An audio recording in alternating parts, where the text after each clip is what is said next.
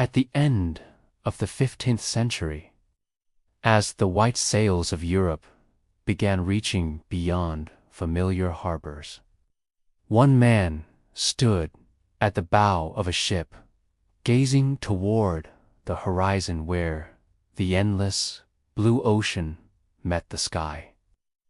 His name was Cristoforo Columbus, born in Genoa, raised among the scent of salt water and the whispers of unfinished maps. He was neither a prince nor a warrior. He was a dreamer, man who believed in a path no one had dared to walk. While the world mocked his idea of reaching the east by sailing west, Columbus patiently redrew the globe with nothing but imagination and faith.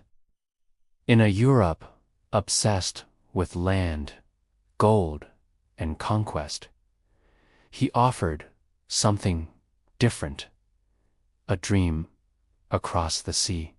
But the ocean is not kind to dreamers. It tests them with storms, doubt, the weight of isolation, and the fear of the unknown.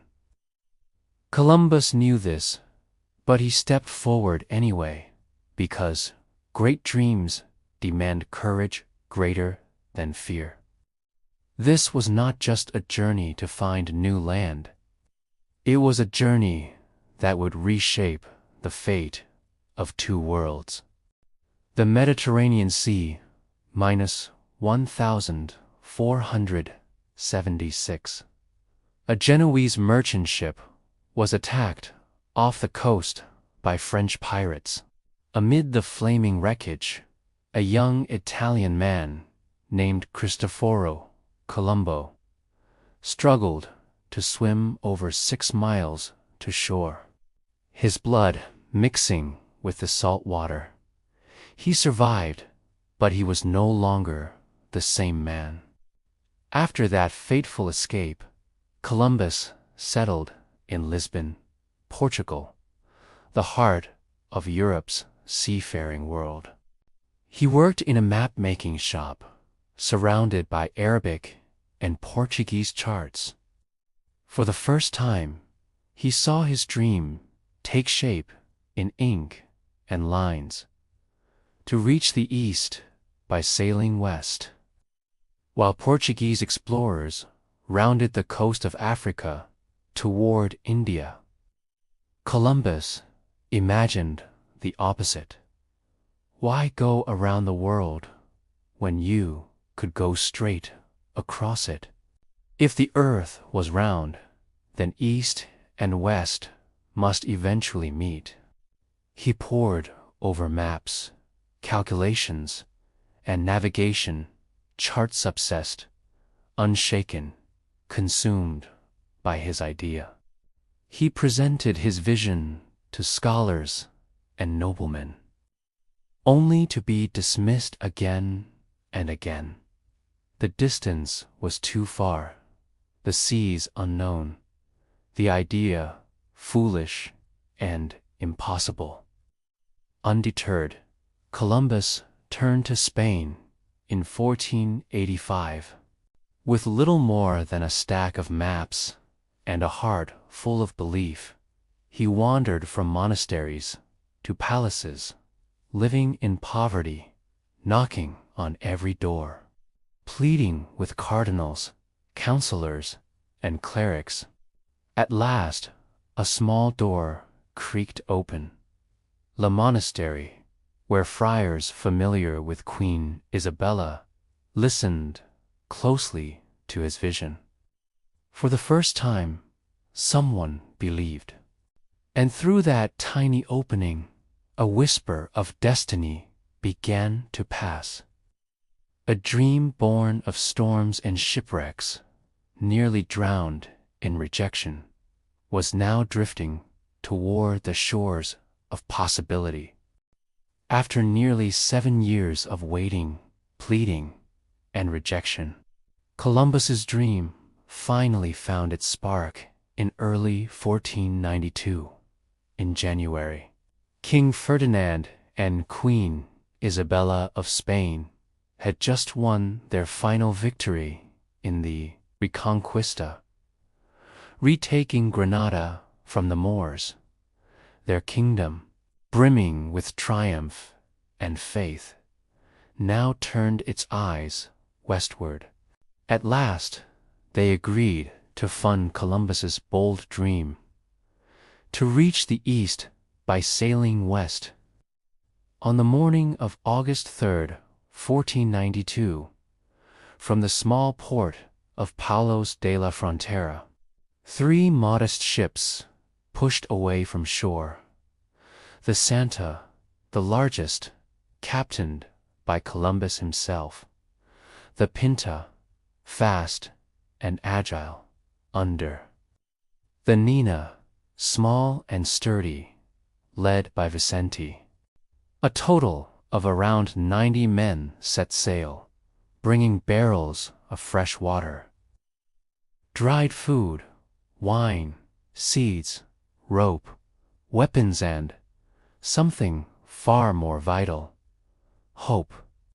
They crossed the Atlantic into waters no one had ever navigated. No maps, no signals. No idea when no eye if they would see land again. At first, the sea welcomed them. The wind blew fair, the ocean calm. But as days passed, the endless blue began to gnaw at their minds. Winds shifted unpredictably.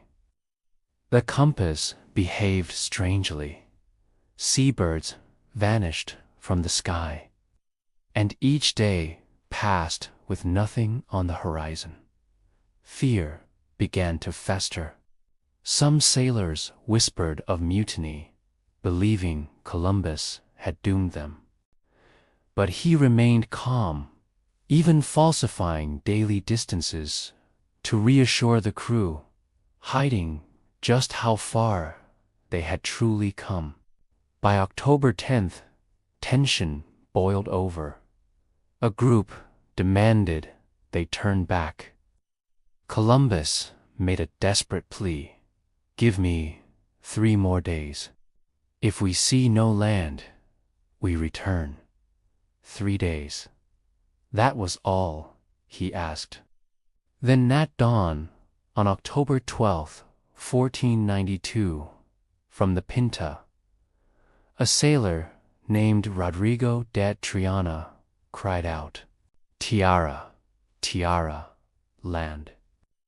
That cry shattered the still morning air.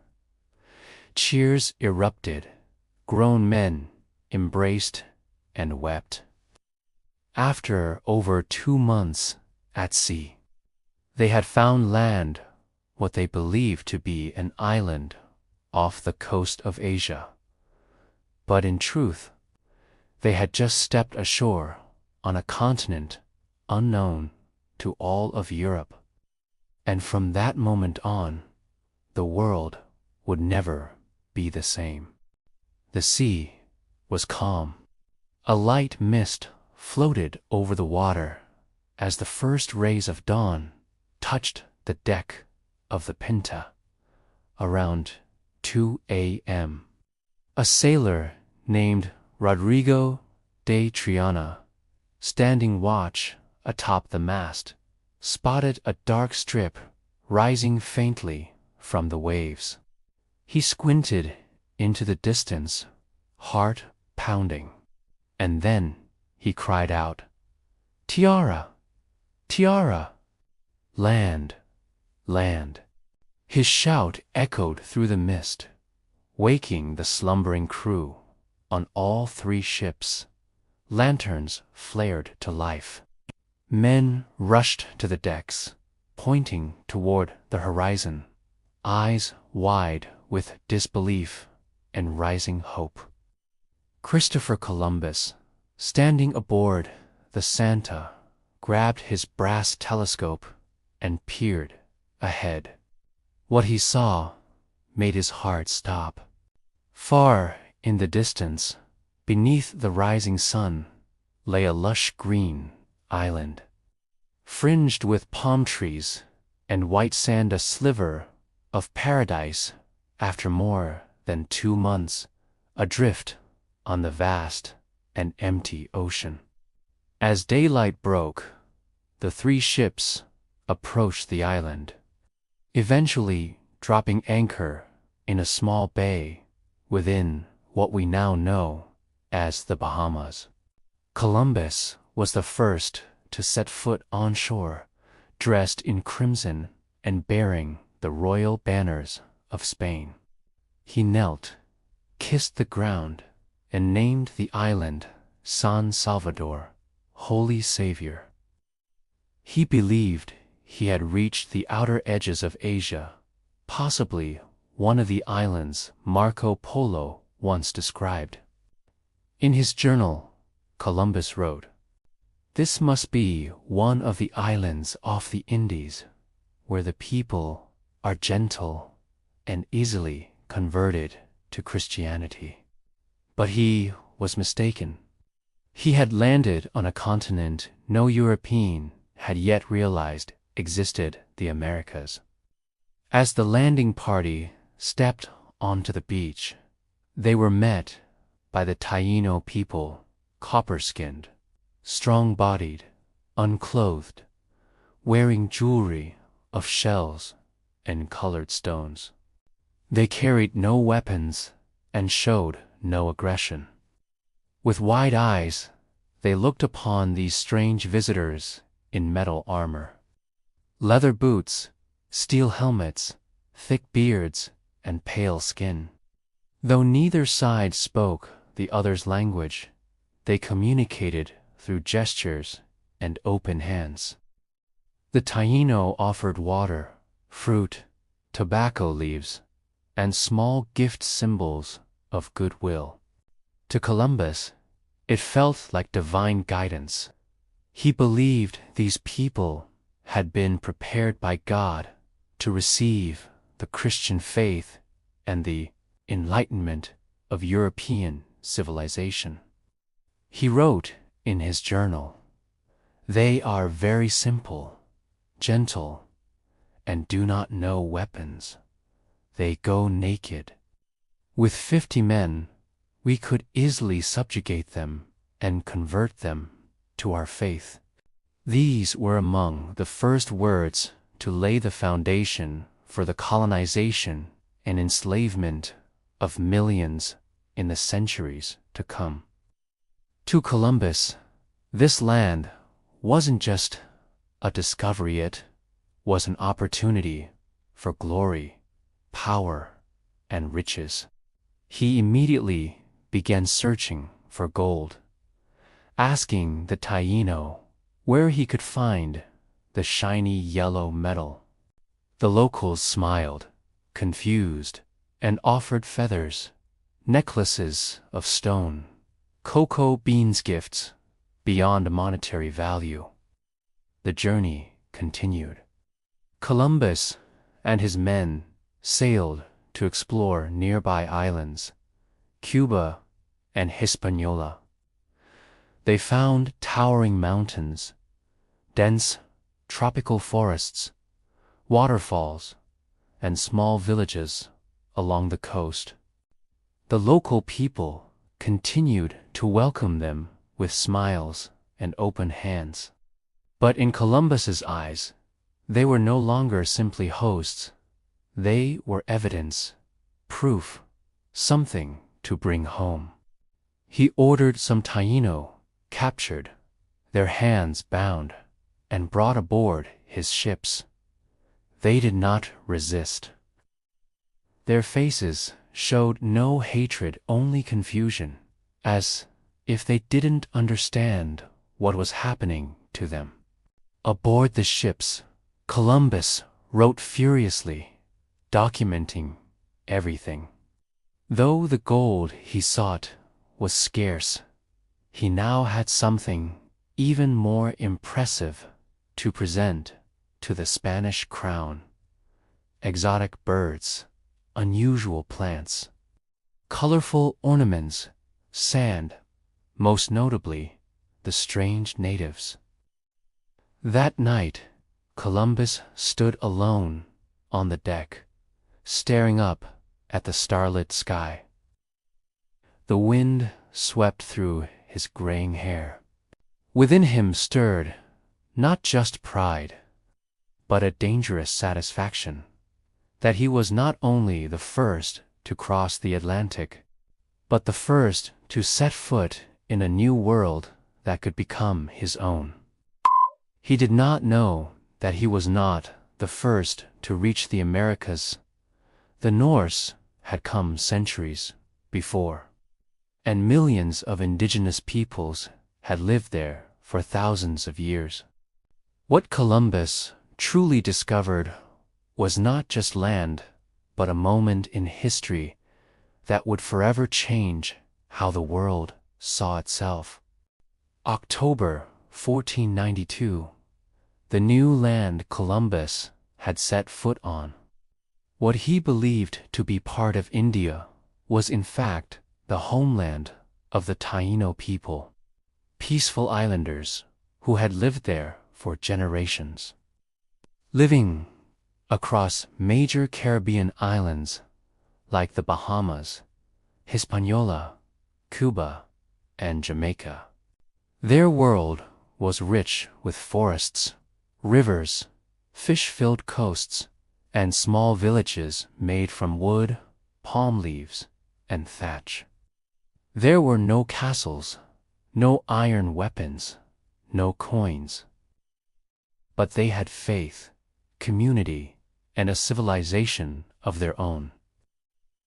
They farmed corn, cassava, sweet potatoes, chili, and tobacco. They raised small, barkless dogs and crafted ornaments from shells and polished stones. Their language, Rawakan, was soft, poetic, full of imagery. They worshipped natural spirits, called and lived by communal values. Guided not by tyrants, but by caciques, chiefs, chosen for their wisdom and generosity. To Columbus, this was a primitive people, blank canvas on which he could write the message of Christianity and the glory of Spain. But he was wrong. The first encounter between the Spanish and the Taino was a moment of light and innocence. The islanders, rather than retreating in fear, stepped forward in curiosity. They touched the armor, tried on helmets, and listened to the chime of small brass bells brought by the Spanish. Columbus wrote, "They willingly trade everything. A shard of glass, a comb, or a piece of string can buy a necklace of gold." Gold, that one word lit a fire in Columbus's eyes. No longer was this about land or salvation. It was about wealth, the symbol of power. The key to immortality in the eyes of the Spanish crown. He asked again and again, "Guanin." The Taino word for gold. They pointed toward distant mountains, but all he found were waterfalls, forests, and sunlight dancing on the leaves. In an effort to build relations, Columbus staged exchange ceremonies, gifting colored beads, cheap jewelry, bits of cloth. The Taino received them with a reverence, as if they were sacred. But Columbus wanted more. He needed something to take back to Spain. He soon ordered the capture of several Taino people, young men and women, children, healthy and strong bound their hands and loaded them onto the ships. They did not fight, but their silence, their wide eyes, their quiet confusion, those spoke louder than any cry. In his journal, Columbus wrote, "I believe these people could easily be converted to Christianity, for they appear to have no religion.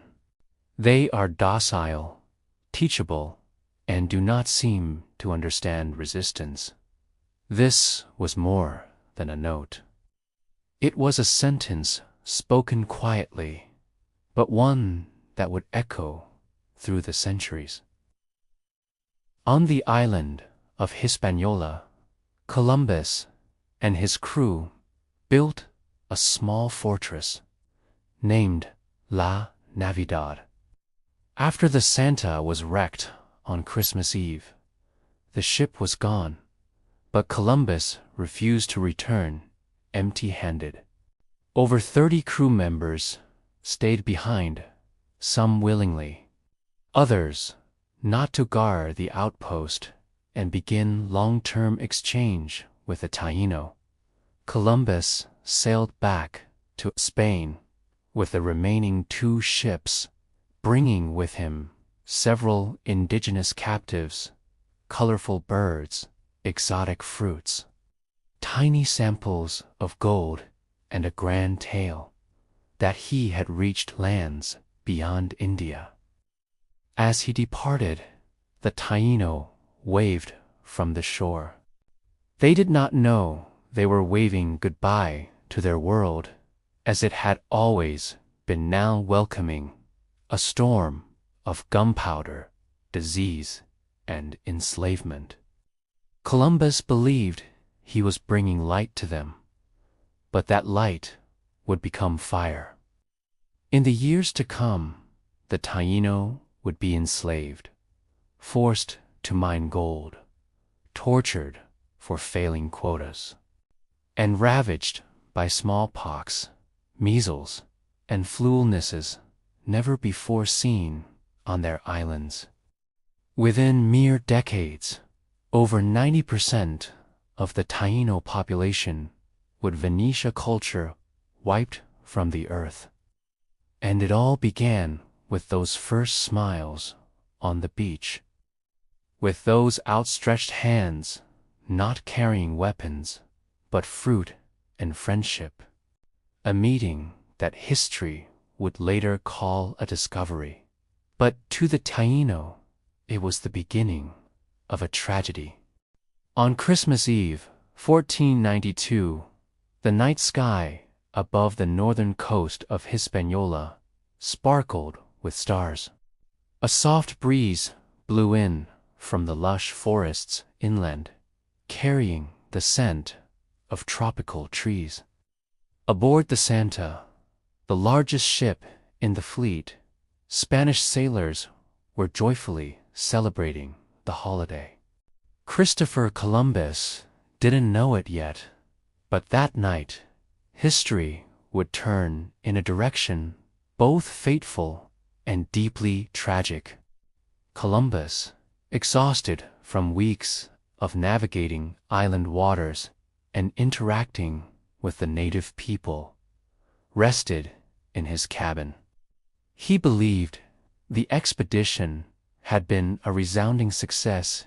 He had found India, encountered Eastern peoples, and had proof to bring back to the crown land, gold, exotic things, and even native captives.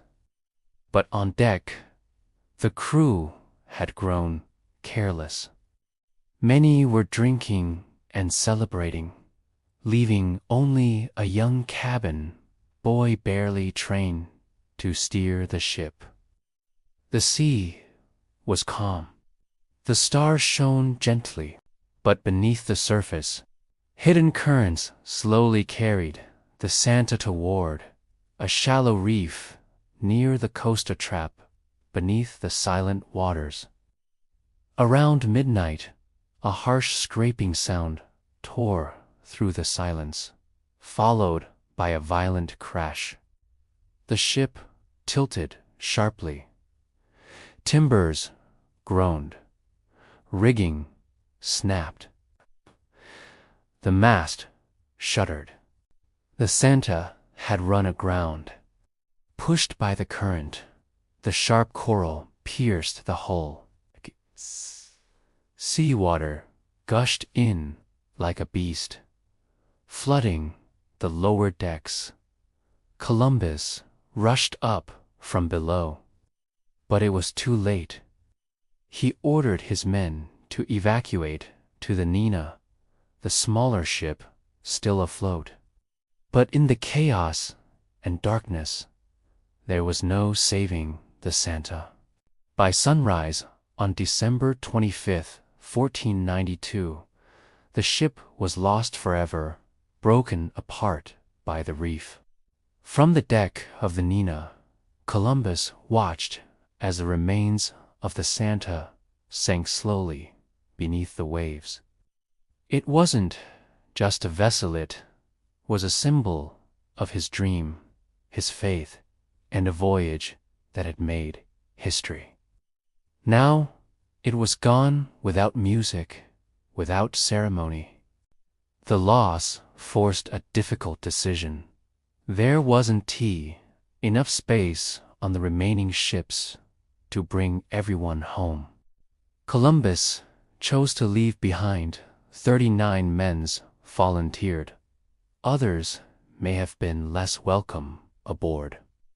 They would stay on Hispaniola, build a small outpost, and wait until Columbus could return with reinforcements.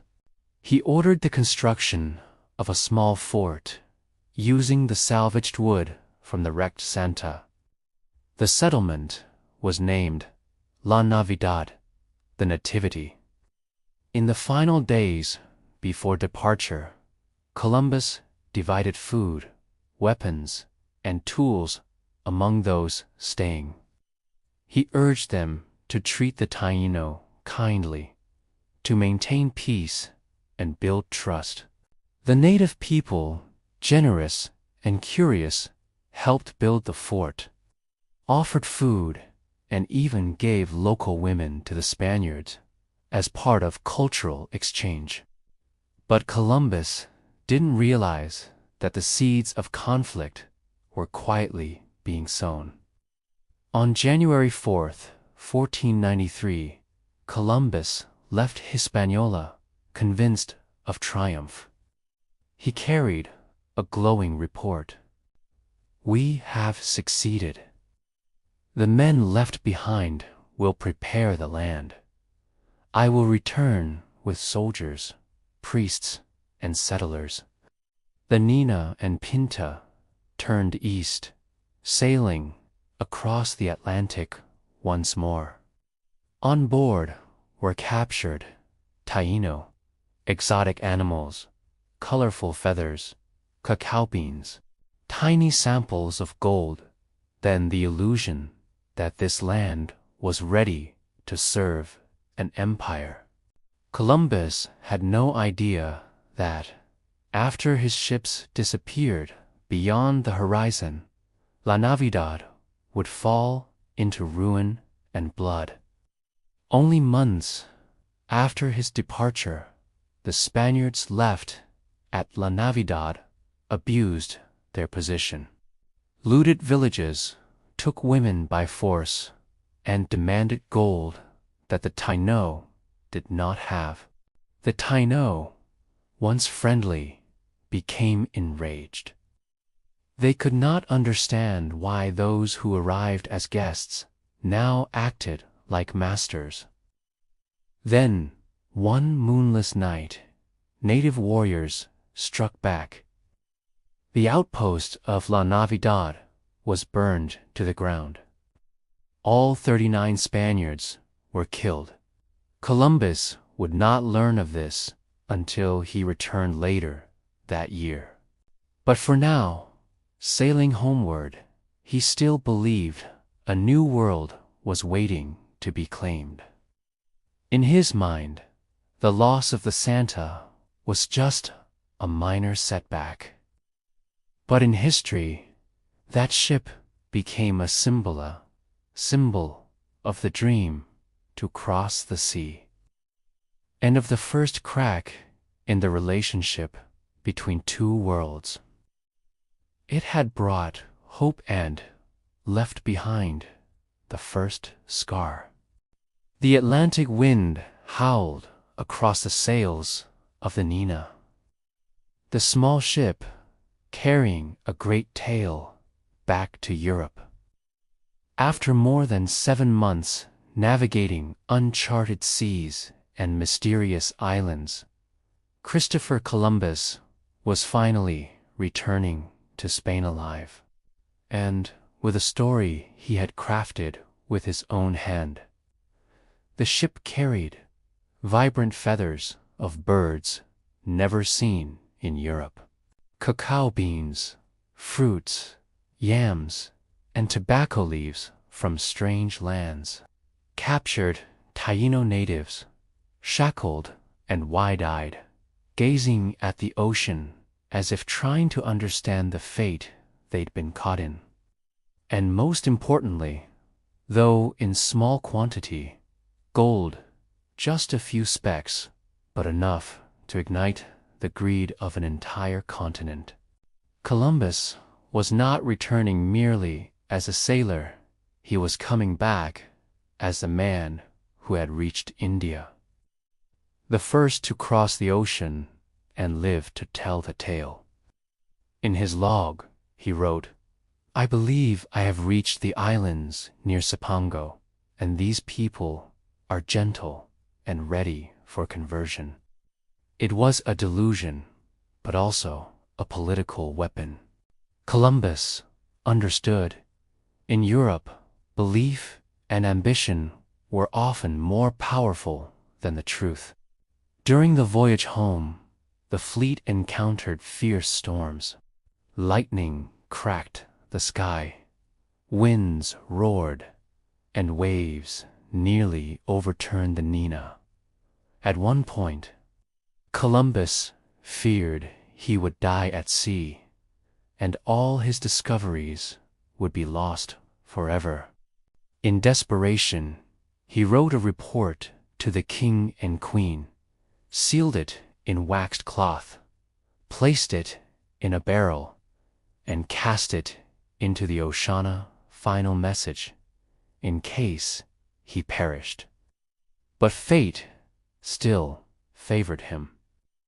After the raging winds died and the horizon cleared on March 15th, 1493, the Niña finally reached the port of Palos de la Frontera. Columbus stepped ashore to cheering crowds, cannon fire, and ringing church bells. News spread like wildfire. He has returned. He discovered a new route to Asia. Gold, natives, lands unknown. All of Spain burst into national pride. A country long weary from religious wars suddenly found itself at the threshold of a global empire. Columbus was summoned to the royal court in Barcelona to present his discoveries to Queen Isabella and King Ferdinand. He arrived not as a beggar, but as a hero clad in fine robes, sword gleaming, bearing a cross and maps. Behind him walked captive Tainos, carrying exotic gifts from the Indies. Before the monarchs, Columbus knelt and offered his undying loyalty, a report full of promises, and a message: this is only the beginning. The court fell silent, then erupted into a frenzy of admiration and ambition. The king and queen granted Columbus the title Admiral of the Ocean Sea.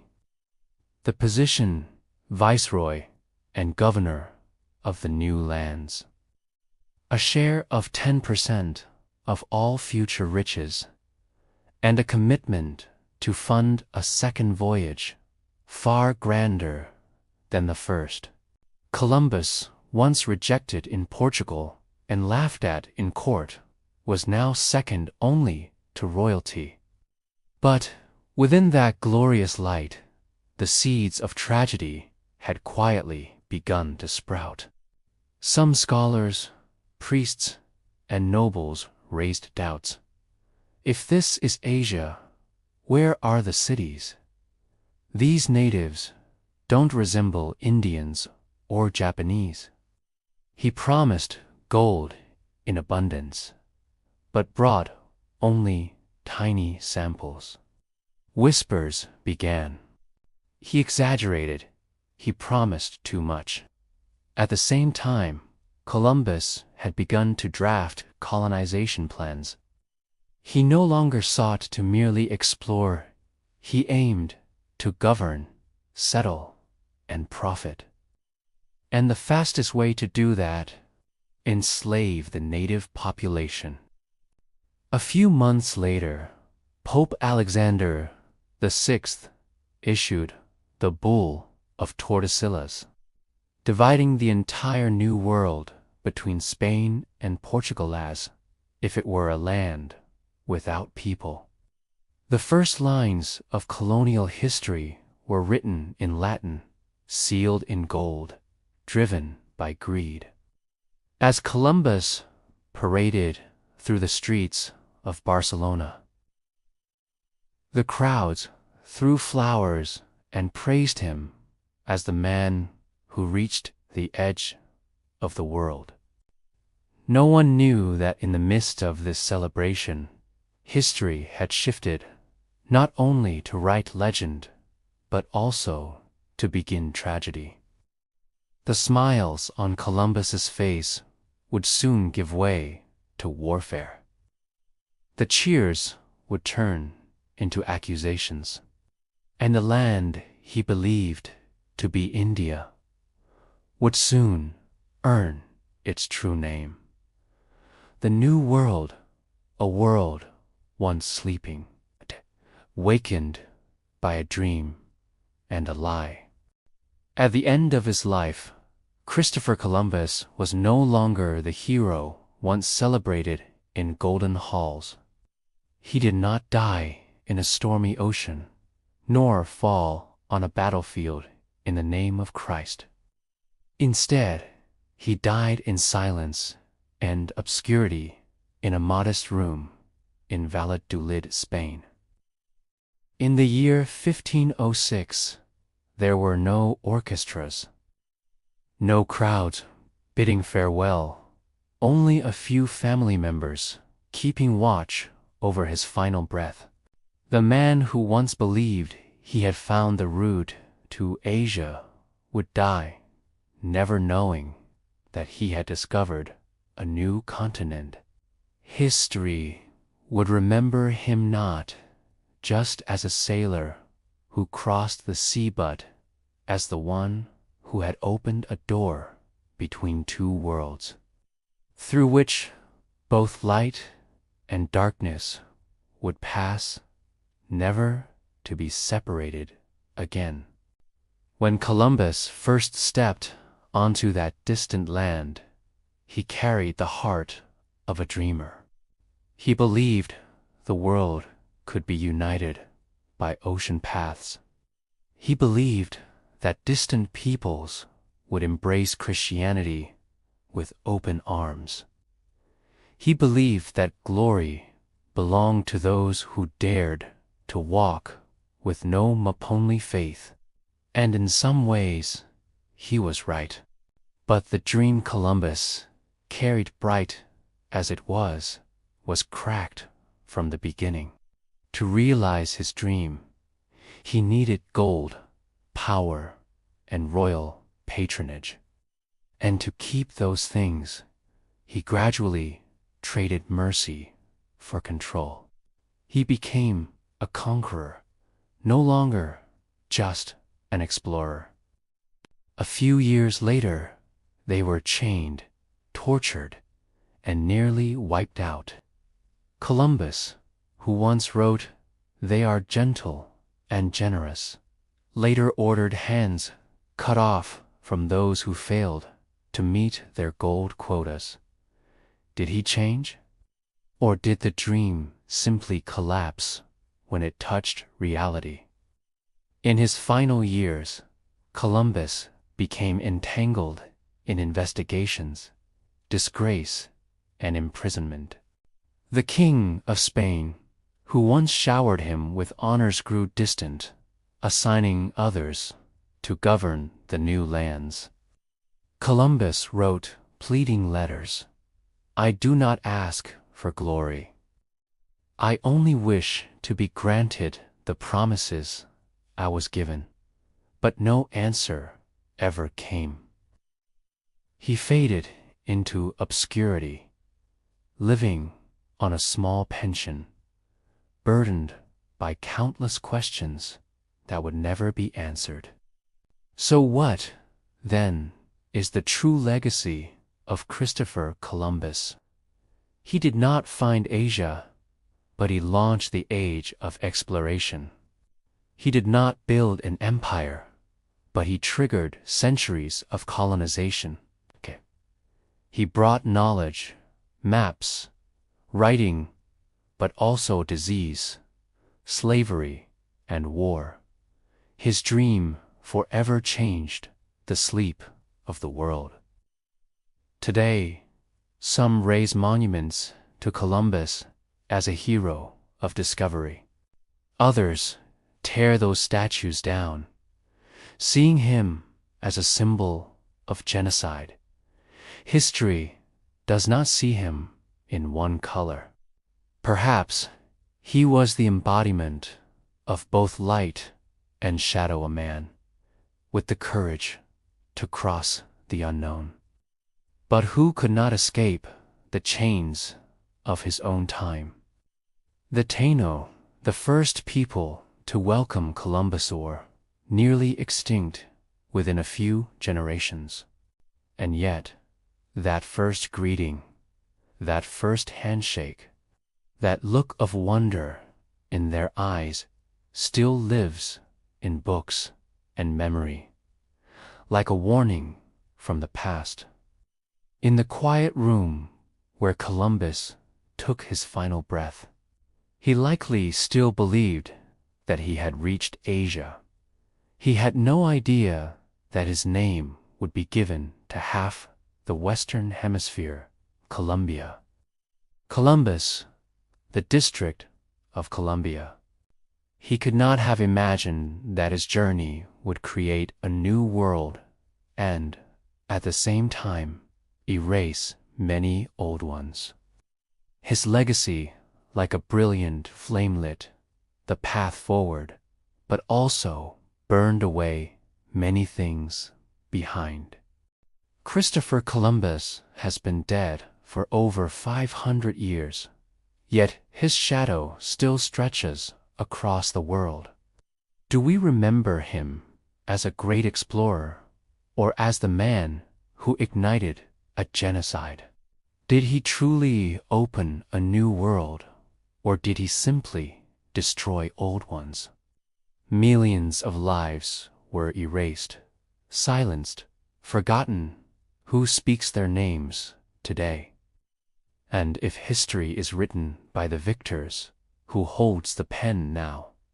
What can we learn from a man who dared to cross the ocean but was ultimately drowned by his own dream? The story of Columbus has ended, but the questions he left behind remain unanswered.